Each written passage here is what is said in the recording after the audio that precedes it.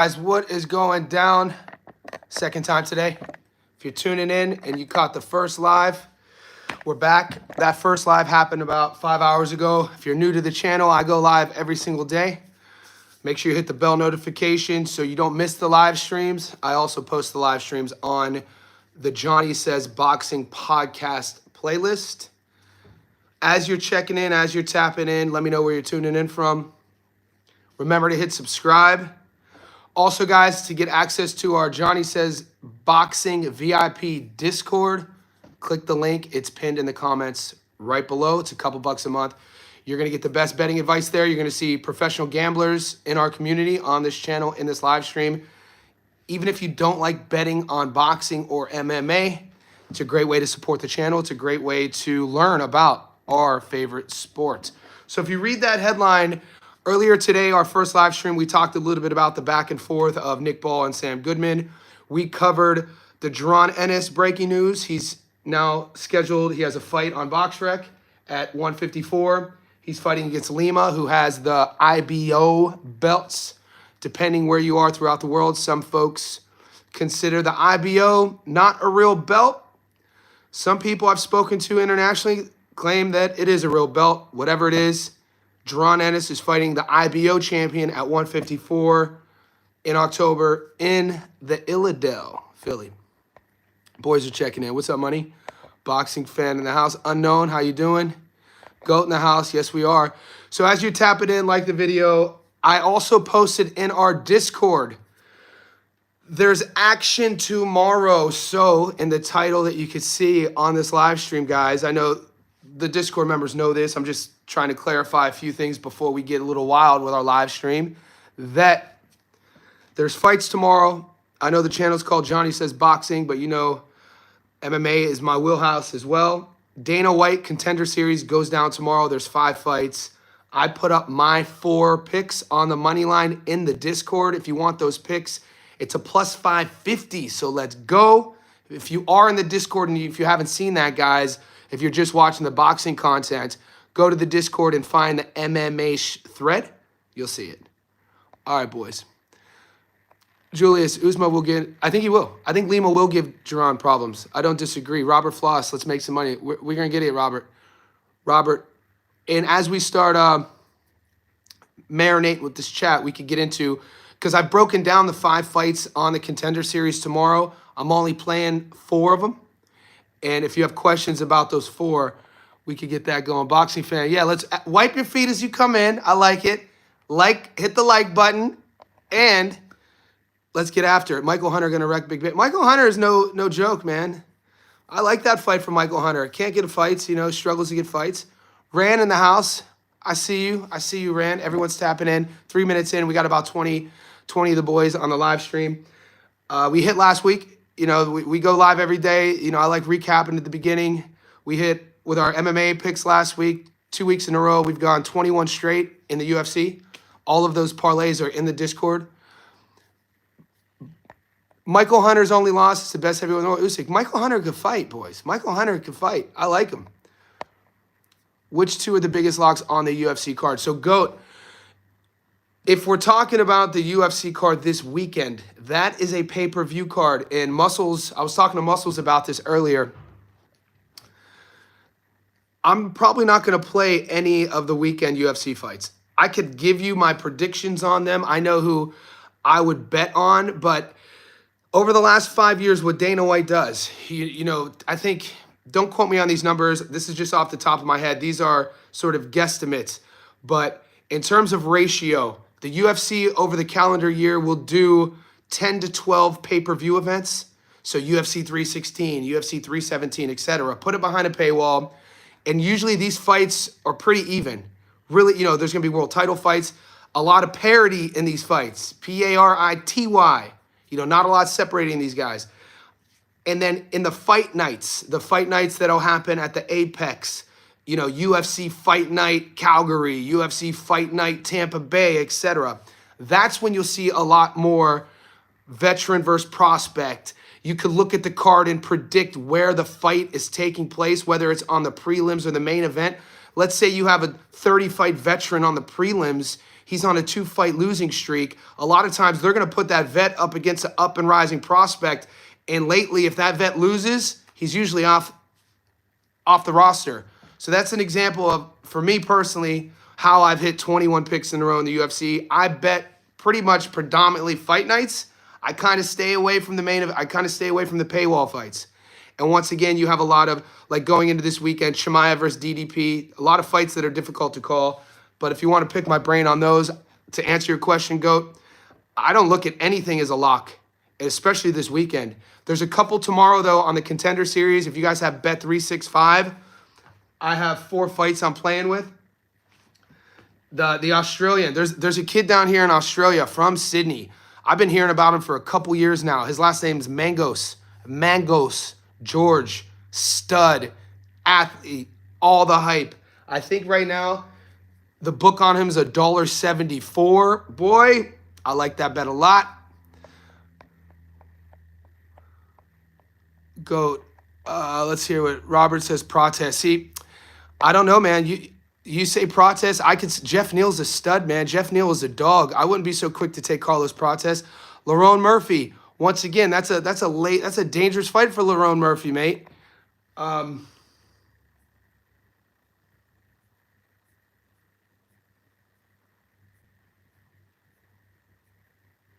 Murphy fighting Aaron Pico, dude, on a couple weeks' notice. Aaron Pico, we know where his wrestling, his Olympic pedigree. We know what he did in Bellator. Pico's a dog. Lerone Murphy, you know, he's pretty consistent. He's a bit older. He's in his mid-30s now. I don't think he's ever been beaten. He kind of has one gear. I mean, that's not a gimme fight. I would, you know, to just say that Murphy's going to dog walk Pico, that's insane. Even Asakura fighting Tim Elliott, dude, that's a tough fight. Tim Elliott, a wily old veteran who's fought for a world title before. Asakura, young in the game. Tim Elliott, that could be a setup matchup. Chase Hooper, young kid, 25 years old. Who's Chase fighting? Chase is fighting Alexander Hernandez, Alexander the Great. You know, we've seen Alexander Hernandez he's kind of an in-betweener. You know, he broke in, I think, 5-1 underdog in his first fight, upsetting Benny Dariush, and then he kind of got rushed. You know, we saw him fight, I think, Cowboy Cerrone in his second or third fight, and ever since that fight, you know, he kind of was a win one, lose one sort of guy. He's kind of popped up to 55, back down to 45 sort of guy, kind of an in-betweener. Another fight, I mean, Chase Hooper, you know, at 25, we've watched the kid grow up. Submission savant, grappling savant. He's seemed to kind of put his hands together as well. I just don't think that's a lock. And then Chimaev, I like DDP in that fight. Dricus du Plessis is a dog. You know, he's a 185er. All he's done is beaten everybody who they put in front of him. His 2 losses came outside of the UFC.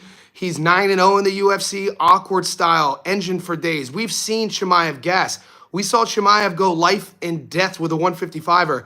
You know, I thought that, you know, they gave him a UD against Gilbert Burns.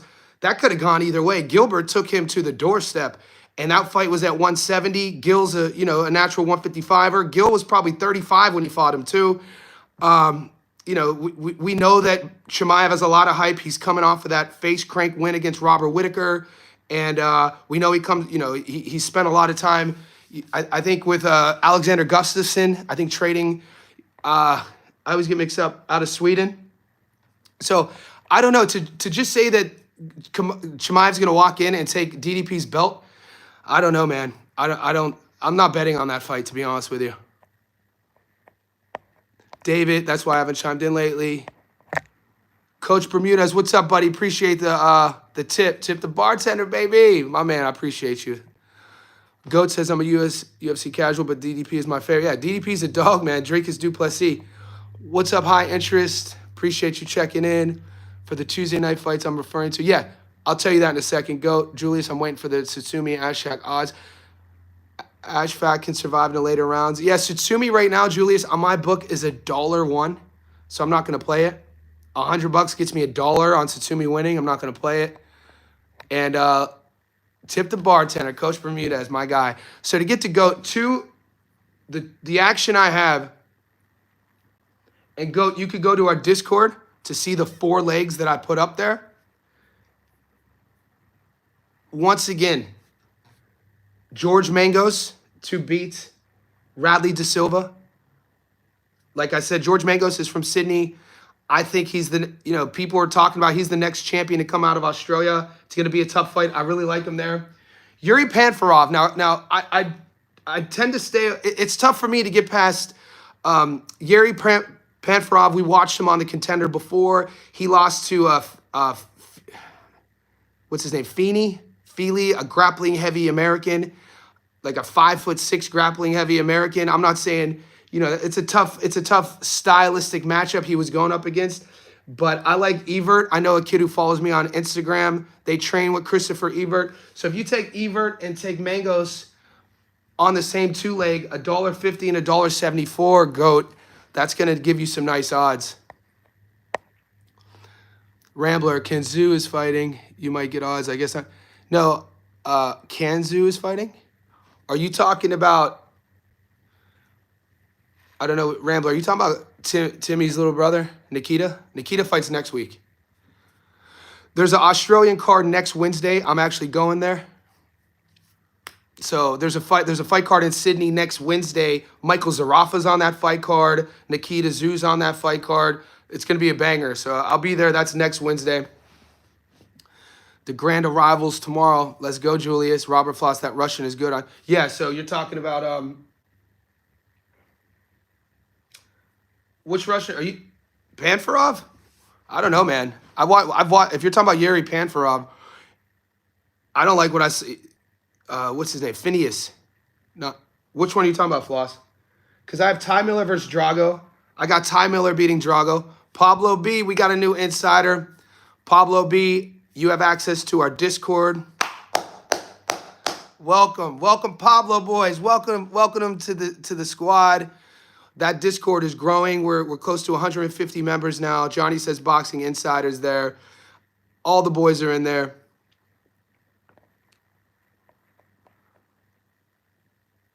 Robert, what fighter, Robert? Be more specific. So there's a French fighter as well fighting that I tend to stay away from. But when I watch the tape, Ilian Bouffia is fighting Nemia Santana. And I always tell you I don't bet on French fighters. And I'm usually right. But if you are I'm not betting on him. If you want to bet on the French fighter to beat the Brazilian, I think he's going to. So that's another one. And I don't see I don't see Suskarov, Robert. I'm probably not getting action on him. But like I said, if you have access to our Discord, go to the Discord group, boys, and you'll see the parlay I put up there. Julius, Adelaide, best chances away. Julius, what's your take on the Adelaide fight? Because when everybody sides with one fighter like Herovich, I then will watch more tape on the dog. And I've been watching more and more today on Adelaide. I don't see it, man. I think Herovich, he's just a level above. He's a level above. It's just going to come down to how heavy you want to put on Herovich. I think it's a lock on the money line. I think Herovich is a lock on the money line. I think Raymond Ford is a lock on the money line. I think Nick Ball is a lock on the money line. And I flip-flopped on Nick Ball. But after watching the tape, doing my due diligence, my 3 locks that I'll put up once I go heavy, and I'll put up right now, I'm about 95% sure I'm locking up Ford, Herovich, and Nick Ball as my locks. Mangos, Money Meach. Mangos is a hit. Trust me. Mangos is that dude. Everything I've seen him fight once down here in Sydney. I think he only has 6 pro fights. But the thing about this modern day MMA era of fighters is now these guys, these young kids, late teens, early 20s, they're not coming from an American football background. They're not coming from a, boxing, learn how to do jiu-jitsu. They've been doing MMA their entire lives since they stepped into a gym. And so he's one of these guys. I think he only has 6 pro fights, and he's pro ready. He's UFC ready, and there's a lot of hype behind him. The media down here is writing about him, like I said, like he's the next in line of potential UFC champions from Australia. Pitbully. He stops him. Herovich is slow and cumbersome. No distance is a lock. Yeah, but, Adele, what are you going to... If Herovich is slow and cumbersome, what is Adele? Describe Adele to me then. I'm not saying bet on him. I think he beats Adele, no problem. Does the fight go past 10 rounds for 112? I think Herovich, see, I'm not going to bet. If I bet on Herovich, it's going to be money line, 3-leg parlay lock. So I'm not going to get sexy by picking an outcome with that specific fight. The more I think about it, I do see Nick Ball actually stopping Goodman. I do. If I lock that in, I'll put it up in the Discord. Blue Collar says Herovich can take a punch and he's a better boxer. I do think he's a lock. There we go. We see eye to eye. The best thing about the chat is we don't always have to agree.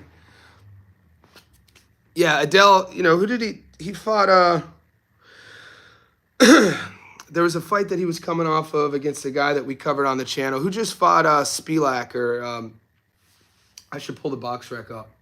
But I sat with this guy's tape for a while, Adele.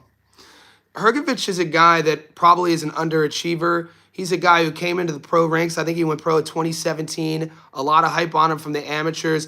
He's had performances where he's looked like his potential. He's had performances like one of the boys said where sometimes he looks cumbersome. I just think he's, at the heavyweight, at the level. I would say Herovich is at the world level. I don't think Adele's at the world level. If we would say, if you had to pick 25 world level heavyweight boxers, I think Herovich would slide in on my list. I don't think Adele would. And I don't think that's a shocking statement.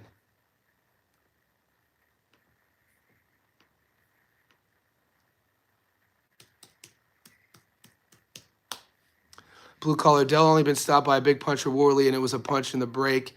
I think it has a better chance to go the distance.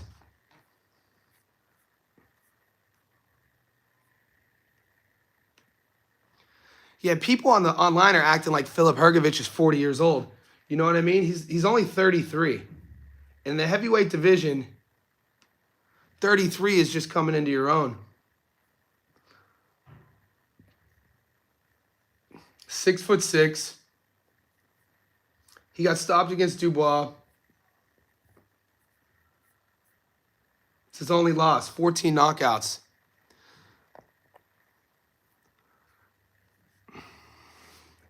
I think Herovich stops him. I got to be honest with you. I don't see that fight going the distance.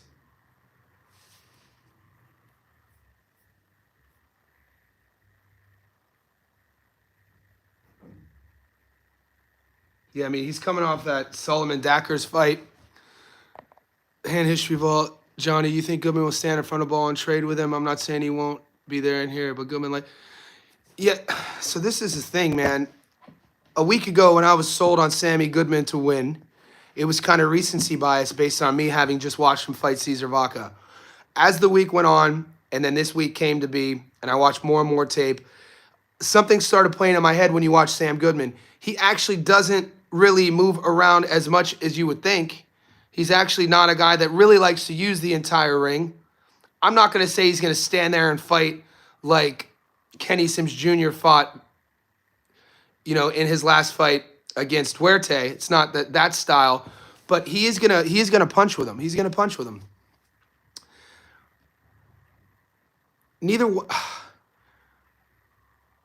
Not a big puncher. Why? It bothers me about Goodman's power and the snap he doesn't have on his punches.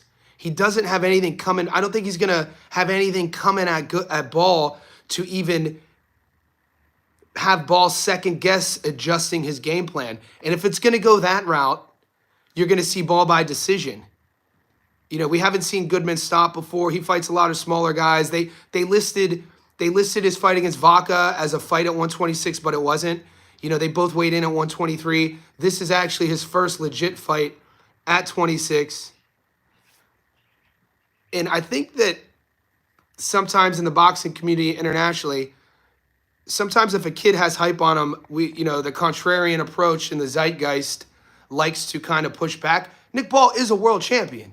You know what I mean? He has a win over Raymond Ford, who, is fighting on the card too, who a lot of people think really highly of.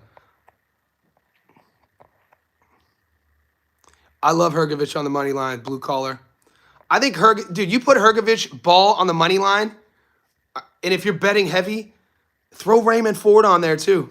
I think Ford is going to handle Nova pretty easily. Adelaide has no skill, defense. Julius, we see eye to eye there. James Drummond in the house. Afternoon, Johnny. I'll be gunning for Sam. I want him to win, but damn, same thing, Drummond. Same. Drummond. I don't think that Sam is going to have the snap, the power. I don't think he's going to be able to get Ball's respect. Ball is, what's a better adjective for dirty? I don't want to call him a dirty fighter, but he'll brawl you in there. He'll get it. He tries to get in your head. He'll frustrate you. He'll punch at your thigh. You know, we've seen him throw a low kick before. I think I saw him shoot for a double leg. You know what I mean? He does a lot of these weird things, crashes in, leads with his head, wants to put his head on your chest, throws the hooks over the top. He's a bit of a, bit of a nightmare stylistically. And Goodman's going to want to try to keep it clean in terms of, at a certain range. I just don't see him. The only way Goodman would be able to keep him at range is by, catching him with something and making Ball think twice about his offense. And I haven't seen Goodman ever even fight like that. History vault. I can see Ball knocking out Goodman only if Goodman stands in front of him and consistently trades. That also assumes Goodman doesn't rely on his jab. Yeah. And there's not a lot of body work on that side of the fence either. And when you look at Ball's guard, he really doesn't even have a body to hit. His torso's like that big. You know what I mean? There's really not a lot to hit there. If anything, Goodman's, like how he's built, he has a long torso. Like Goodman, when he weighs in, it looks like Goodman's like 5'9", 5'10", based on like when he's weighing in, how long his torso. Goodman's, I think, only 5'6". So with that being said, I think there's going to be options for Ball to work the body there as well and then maybe go up top. I think he's going to break him down. I think Goodman's going to struggle with that volume and that pace. And we know one thing about Nick Ball, he doesn't slow down up until this point. He's young. He's a champion. He's hungry. This fight, don't get it twisted. This fight was made to feature Nick Ball. Nick Ball is the A side. And there's value on the money line. It's not like it's $1.10. It's $1.22. Goodman is elusive and quick. Yeah, he's elusive. I wouldn't say he's quick. I wouldn't say Goodman is quick. I'd say he's elusive. He's not twitchy quick. He's not like intuitively quick. He's elusive though. He's slick with it. But I think, and I give the speed advantage to Ball though. I think Adelaide fights really patient a lot. Herovich by decision would like, yeah. I like Moses over 4.5. I just, what's up unknown? I just heard a kid on, who did I watch break this down? You know what? Insider information. I'm not going to say any names, but he's a famous guy. One of my boys online sent me a voicemail, so I'm going to relay it to you boys. So if you want to get a pen out, regarding Moses versus Dylan White. Dylan White's been stopped 3 times, right? This is a, what? Is this a 12-rounder? Is this a 10 or 12-rounder?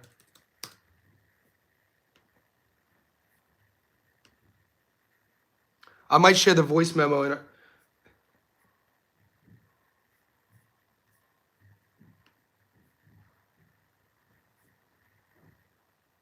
It's a 12-rounder. Moses has never been past the second. Well, he hit the 6th round in his 3rd pro fight. So let's say as of recently, Moses has never, he doesn't really go past the 2nd round. In his 3rd pro fight, he fought 6 rounds. This is a 12-rounder. Dylan White has 34 pro fights. He's only been stopped 3 times. He has 21 knockouts. In the fights that he's been stopped in the 6th, stopped in the 5th, stopped in the 7th. Some people are favoring the fact that Dylan White is looking good during fight week. You can't always do that. There's plenty historical examples of older heavyweights looking good during fight week and then getting kind of washed. Larry Holmes, Muhammad Ali. It doesn't always, the optic doesn't always tell the entire story. Dillian's 37, Moses is 20. The thing that I am hesitant on why I didn't tell you Moses is one of my locks is because at $1.09, he is only 20. Being an Olympian, we have seen, what have we seen recently with Olympians being rushed? You know what I'm saying? Galoya 5 being rushed. Albert Badagaziev being rushed. Moses, 10 pro fights. Is he being rushed at 20? Is he ready for, I'm not saying that Dillian's going to win. It's just something to think about it. I think if it does go, Moses wins by knockout before the 6th round, if I had to say. I think he would get Dillian out of there. I don't see it going past the 6th.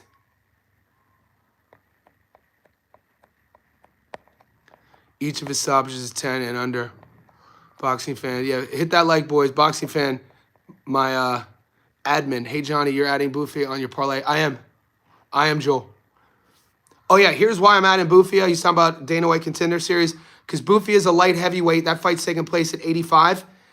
He's going to be the naturally bigger guy. He's fighting a Brazilian who's kind of undersized for middleweight. White interview sounds like he doesn't believe in himself.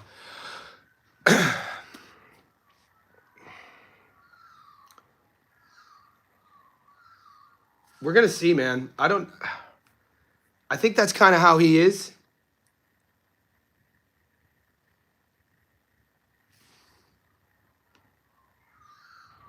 I think this fight, I don't know I think the safe bet, guys, is the fight not to go the distance. The safe bet would be the fight not to go the distance. I'm good. What I'm going to do with the voicemail, I got to relist. I had to press pause on it because it's only my Wednesday, or it's only my Tuesday. It's your Monday.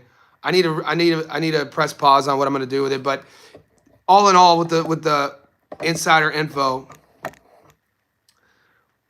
look at your books and see what it's paying for the fight. I think it's only $1.12. It's not good odds. I'll share it. I'll share the whole thing in a second. Not on this stream though. I had to press pause. White literally called himself cannon. If he said that, he's cannon fodder. You know what I'm saying? Okay. I'm going with the over 4.5. Believer in experience. What's the over paying, Evie? I could see it going over. There's a lot of things we have to see about Moses. We have to see his chin. We have to see his durability. We have to see his endurance. We have to see if he could carry his power. A lot of he's in there with, a real seasoned veteran, a real pro. We're going to learn a lot. It just depends on how comfortable are you with thinking that Moses is that dude at 20. That's why people are so excited. Very rarely does a heavyweight come along at 20 years old with that hype. You could think probably on one hand. And obviously the most famous one is Tyson. So that's why people are excited. But you still have to side on the air of caution because nobody here's fanboys. So minus 147. Wilmer, that ain't bad. Over 4.5, 147. I want to see what Dylan looks like during the shakedown, during media. When him and his camp, he's gonna hit pads. I want to see how he's moving. 20 years old, 6'4", 79-inch reach.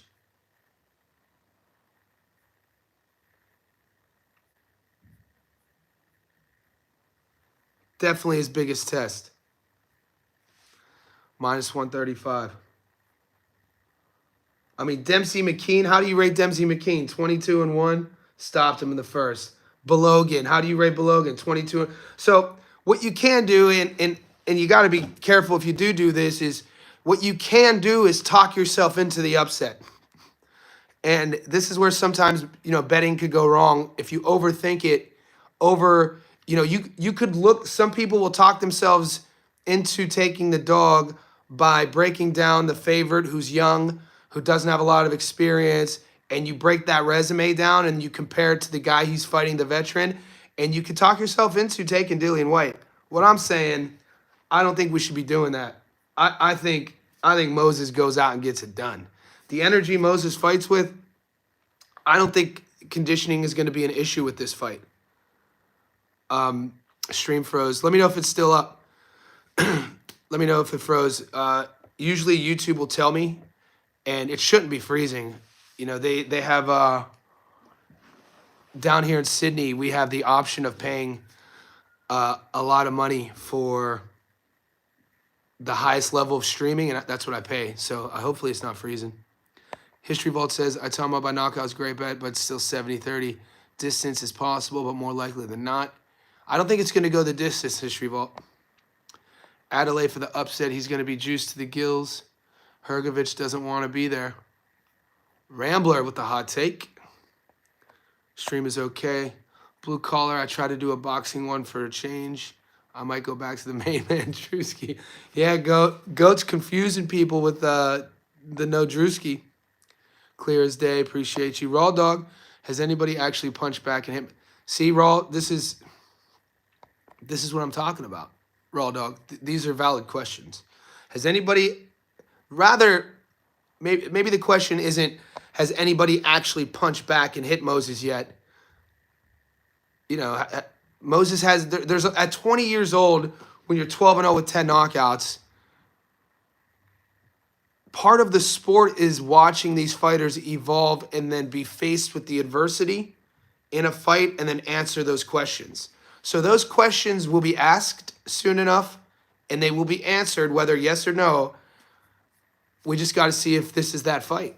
It could be, because think about it. If he goes in and just stops Dillian White early, what's next for him? Who do they put him up against?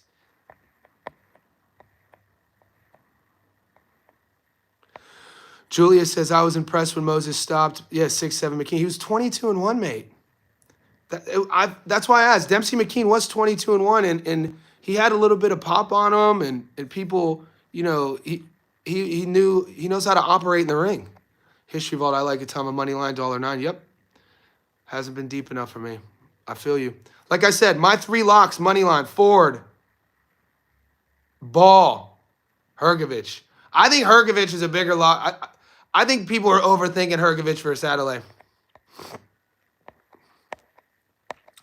I'll be looking close. Yeah, I'm definitely waiting. I need to see Dillian White's public workout, and depending on what he looks like, I'm definitely jumping on Moses. I always do my method of victory parlays, and I already have it. I just haven't shared it with you boys yet. So I already locked in a method of victory. I built this yesterday. I just haven't shared it with you. And right now it pays 17-1. So my method of victory is 17-1. I'll share it with you probably tomorrow. But it's all 4 fights. It's the 17-1 on the outcomes of the Herovich fight, the Raymond Ford fight, the Nick Ball fight, and the Moses fight. So yeah. The young buck will get the win. I'm just hoping for the durability and experience from Dylan to give him a few rounds. True. Rambler, he's got those lumps on his knuckles like AJ and Dubois. Some say it's high that does it. Some say that it's HGH that does it. Huh. Interesting, Rambler. I mean, he did test. Are you talking, you're talking Dillian White. He's popped a couple times in his career. David, I really like Moses against Balogun. Yep. Balogun landed a few good shots. I don't know about White's chin, though. True. There you go, David. 100%. I think this is one of these another opportunity. It's it is a test for Moses. It's not, nobody's saying Moses is fighting a can. What does that tell you about the kid? What's that tell you about his camp? What's that tell you about the belief system he has? It's another thing we have to ask. He's fighting a guy, 35 pro fights. He's only 20 years old. It tells you something. Chris B, what's up, buddy? Toma by decision, I think, is underrated, plus 600. My books, and I think Toma will be 10 of early. No, it's a 12-rounder, Chris. My pushback on that by decision is I don't see Dylan going 12 rounds. I don't see Dylan going 12 rounds. I just don't. And the pushback for you to tell me is we've never seen Moses go 12 rounds. True facts. Moses fought in his 3rd pro fight, a 6-rounder, and went all 6. Since then, the deepest he's been is 2nd round. It is a 12-rounder. David, I wasn't surprised when he stopped McKean. I took him to win the first 2. McKean leaves his chin up. Styles make fights. Put an exclamation point on that. Spot on. I think David and what Goat said, I think we're going to learn a lot about Dillian White in the press workout in 2 days. I'm going to be tuning in. See what he looks like, shirt peeled, sweat lathered, hitting the pads, watching his feet, his head, torso, how stiff he is, that sort of thing. Wilmer, 17-1, yeah. It's not a lock, Wilmer, but it's 17-1. Sprinkle a little bit on it. Skeezy in the house. Perth, represent. Skeezy, what you think about your boy Mangos, George Mangos, MMA fighter out of Sydney, fighting tomorrow on the Contender? Pedro, I don't think White is better than Guido. No, Guido Vanella, dude, that's an Italian Olympian. Guido is a solid heavyweight. That was, people had those odds against Kiki Torres. I think it was close, not quite a 50-50 fight, but the odds weren't crazy. We ended up taking Kiki and we hit on it, but it was I think Kiki had, landed one big shot in the second, but other than that, it was more of a, who wins more points, who wins more rounds sort of affair. Isn't Guido's like a 6'7" long, awkward heavyweight with an amateur Olympic pedigree. That's a nice win to have on your resume. So History Vault, I already posted, what did I post in the, no, I didn't post anything. It's only Tuesday. I'm going to post my method of victory locks tomorrow. And then I'll post my long parlay tomorrow as well in the Discord, boys. I also, in the MMA channel, which is on our Discord, I posted my 4 picks for Dana White's Contender Series tomorrow. If you take my 4 picks on the money line for the Contender Series, it's almost 6-1. Julia says, all commentators are trying to hype up Zombie White. All I see is Wash Fighter trying to get one last payday. Yeah, Julius, I don't watch the mainstream commentators, but there's a couple Brit YouTube content creators I watch with like 1,000 subs that pretty much keep it gangster on the British side. And, there's an old timer I watch. Go give him follow Joe Stunner Boxing. So and if you go to Joe Stunner Boxing, tell him I sent you. He only has a couple thousand subs. He's an old British guy. I think Joe's probably in his 50s. And his boxing knowledge goes back to the Ali era. And he tends to keep it really kind of down the line with his breakdowns when he's and he knows his British boxing. He knows about the heavyweights. He just posted, I think, an 8-minute video on Moses and Dylan. And then he also posted on Herovich and Adele. So if you want to get, and he's not paid. He's not a big, he doesn't have anybody in his pockets. He's just an old timer. The Brits love boxing. So Joe Stunner Boxing, I think he gives a pretty good perspective on what to expect this weekend with those British heavyweights. And give him a follow, man. I like his little channel. That's the thing. Feast on Slip, boys. Let's do it. Pedro, they hype something up, and then when it's proven, yeah. Don't pay, dude. All the big corporate media guys, they all got people in their pockets. We know about what it means to serve an agenda. That's why we're trying to hear. We're on the down low. We do things our own way out here. Julius, talk sport boxing, especially on Daniel Dubois. They were talking about Dubois. That was insane, Cabrales. You remember I didn't tell you to do it. We ate on Usyk by stoppage. I think I might have called the round. I don't take pride in calling rounds because that's not my thing. But we called Usyk by stoppage. Don't get honey-dicked. Don't get honey-dicked by these outlets. You betting on 4 of the 5 fights? Yes. History Vault tomorrow. I'm only betting on 4. I'm leaving one of those fights alone. I don't like the odds. And the one I'm leaving alone actually is the biggest favorite. So yeah, just sub to him. Yeah, Joe Stunner. All right, Julius, I'm subscribing. Yeah, Joe Stunner's a beast. I like Joe Stunner, man. Only because he keeps it casual, no edits, no bullshit. And you could tell he's just coming off the top. I like that about him. Not a fan of the yeah. Dude, the Turkey paid channels. There's a bunch of I'm not trying to sell you guys where to go, but I follow Joe Stunner, and then there's a young buck from England that he has like 400. He only has 400 subscribers, maybe 1,000. I follow, and he does good breakdowns. He literally will have like a picture like this. And he talks like this, and it's kind of slow, but he knows his British boxing, mate. So that's who I listen to. I'm not trying to go to a dude with 200,000 subs who's doing goofy faces and, sound effects and trying to sell me a lie. And that's all I'm going to say. Who's this? I got one more. Go follow... what is this dude's name?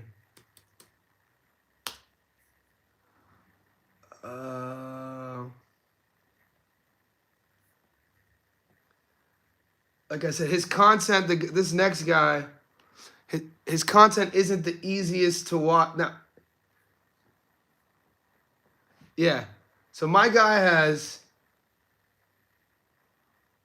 1,000 subscribers. Go follow Axel72 as well. AXEL72. So it's AXEL space 72. He has 1,400 subs. He's from another UK boxing guy I listen to. He probably doesn't, I don't interact with these guys though. Joe Stunner probably doesn't know who I am. Axel probably doesn't know I watch his stuff. But if you're a nerd like me, I'm the type of guy I've always been. I read books. I write books. I'm a nerd. I like learning all things, not just boxing. So when I'm sort of registering and computing data, I kind of, especially in the boxing space content, I'm looking for guys who know what they're talking about. Axel72 knows his shit, dude. And and so does Joe Stunner. And this is why I was so bummed out. Who's the kid 2 weeks ago who called it quits? There's a kid from the UK who did a lot of breakdowns like I do, but he did a lot of like Japanese fighters. Punch Perfect Boxing. And he had about 8,000 subs, and he was one of my favorite channels. And so one of the things now, I'm kind of transitioning here into an entrepreneurial perspective. So guys, I'm a coach, I'm a teacher. I do, for a couple years, I wrote a class for first year business owners in the fitness space. I created this class and I would travel around Australia doing presentations to gyms, teaching their gym owners how to grow and scale a business. And the reason why I reference that is that era of my life allowed me to really sort of excel in the public speaking side of things and learn how to edit, doing video edits. And so my point is with those three, Joe Stunner, Axel, and Punch Perfect, it seems like a lot of guys in the boxing content creator space who have a love of the game, like myself, who are doing non-clickbait content, they struggle to grow their business and their brand on YouTube because they don't know how to edit. You know what I mean? Like if you watch my live streams, this is as raw as it's gonna get, right? I don't use any software. But if you go to my Stats Don't Lie videos, my fight breakdowns, those are highly edited. Those are, I'm using a $10,000 camera. I'm using editing software, but I know how to use all that. And those are the videos that help grow my channel. And I think sometimes that's the point of difference. I kind of want to tell these guys from the UK, like Axel and Stunner's, like, bro, learn how to edit, man. You'll grow your channel. Yeah. So anyway, don't always judge somebody by their followers. Just because a guy has 1,000 subs or 2,000 subs doesn't mean they don't know what they're talking about. If anything, those are the guys I watch. You know what I mean? Like, I don't know how many Joe Stunner has. He probably has a couple thousand. I haven't looked. But moving forward, there are guys out there like us who you're going to get some pretty good concepts, ideas, insights from. And even if they're wrong or I'm wrong, at least you're going to know that you're not getting a gatekeeping approach or sort of a perspective that's built on an agenda. Jamie Bourne and Akeem Haynes are my favorite all-time YouTube content creators. Thanks, Pablo. Nice, man. I have to check those boys out. People with low viewers and low subs are real. Yeah, man. Dude, people, 100%, dude. Like, it's kind of, I wish I could call Punch Perfect and be like, bro, man, I could teach you how to edit. You know what I'm saying? Like, because he would just do the one photo as well. Because YouTube as an engine, they don't suggest your videos if they don't follow a specific protocol. I know this doesn't mean anything to you boys, but when you look at like Punch Perfect's breakdowns, he could be saying the most expert breakdown, but the way YouTube's algorithm works is that when they see his icon that's like that much of the screen and they just see one picture the entire time like he would do, they're not going to suggest that content. So it's unfortunate, but the dude's a wizard. Blue collar, living not anymore. Who was Akeem? Damn, so somebody passed. Respect. unlike social media.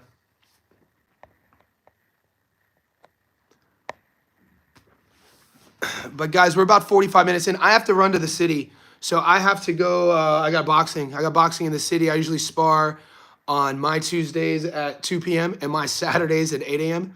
So this is my second live stream of the day. Stay tuned to the channel. Go to the Discord right now to get my Dana White Contender Series parlay. It's like a plus 600. And you join here. You become a Johnny Says YouTube Boxing Insider. You support the channel. Help me out here. Get perks and Discord. Other than that, I'll be live 2 times tomorrow, 2 times moving forward. You guys know where to find me. Follow me on Insta, Johnny Stofko, Koki in the house. I appreciate you boys.